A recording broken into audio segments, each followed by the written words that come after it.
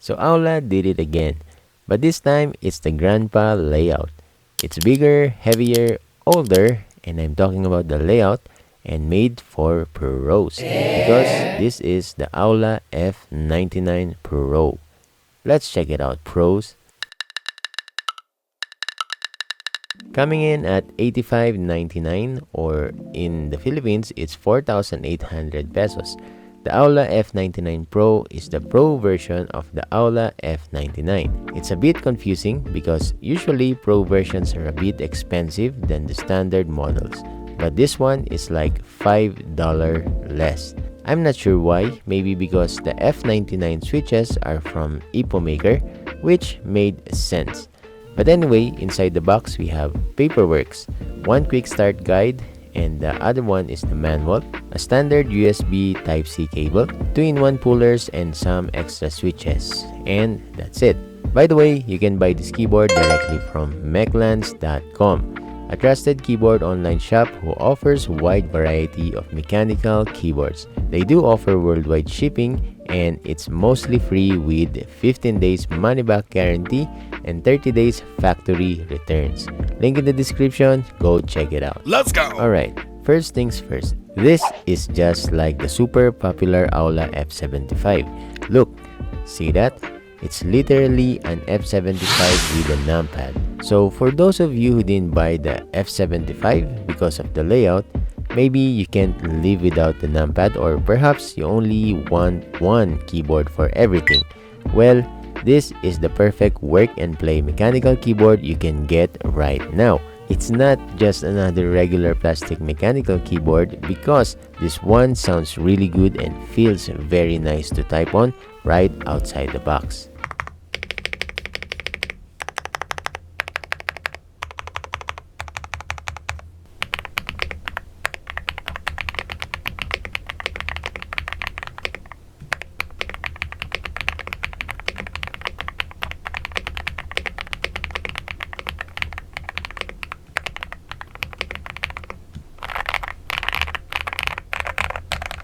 So what I like about this keyboard is the overall build quality.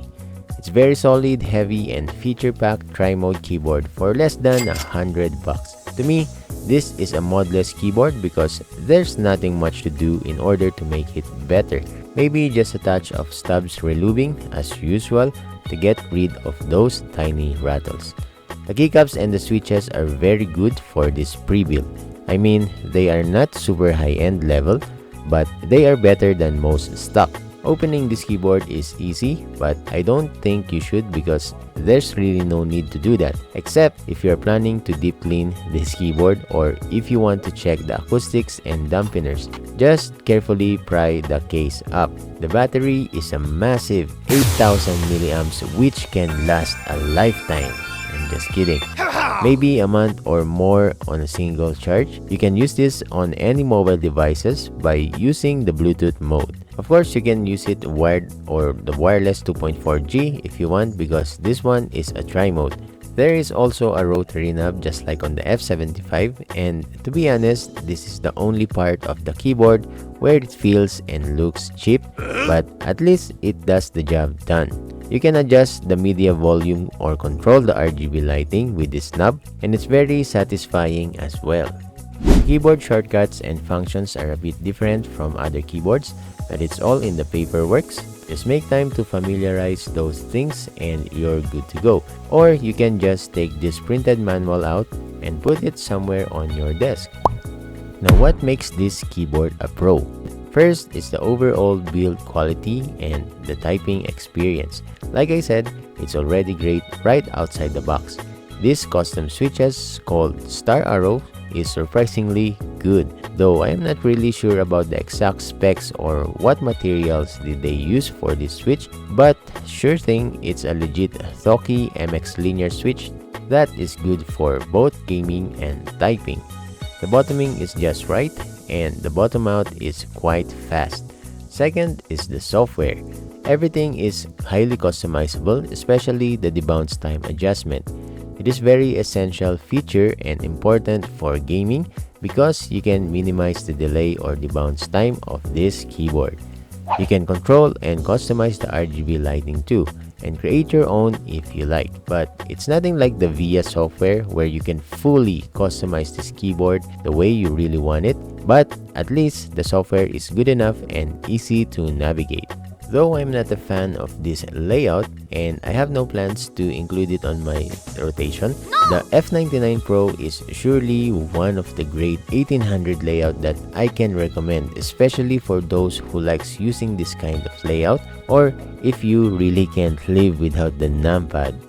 You have to take note when charging this keyboard takes time because of its large battery capacity. Please do not use any kind of external charger except your computer in order to avoid damaging the battery. To check the battery status, just press function plus B.